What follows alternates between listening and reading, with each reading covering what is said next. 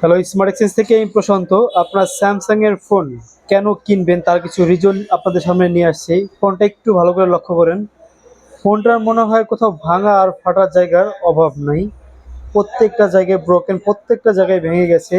এই পাশে একটু লক্ষ্য করে দেখেন, ডিসপ্লে এক অংশ নাই এই পাশে, প্লাস এই পাশেও এক অংশ ডিসপ্লে নাই। কিন্তু মজার বিষয় হচ্ছে ফোনটা কিন্তু স্টিল নাও রান করতেছে, মানে এখনো চলতেছে। ফোনটা হাত থেকে হাজারো বারের উপরে পড়ছে, ভেঙে চুরে ডিসপ্লে কিছু কিছু অংশ খুলে চলে গেছে, বাট স্টিল নাও ফোনে কিন্তু এস পেন বলেন, টাচ বলেন, সবভাবেই কাজ করতেছে। আমি যদি একটু ভালো করে দেখাই, দেখেন এটা আমাদের শোরুমের ফোন এক ভাই নিয়ে আসছে, তাই ভাবলাম আপনার সাথে একটু শেয়ার করি। লক কত কত ভাইয়া? 5435।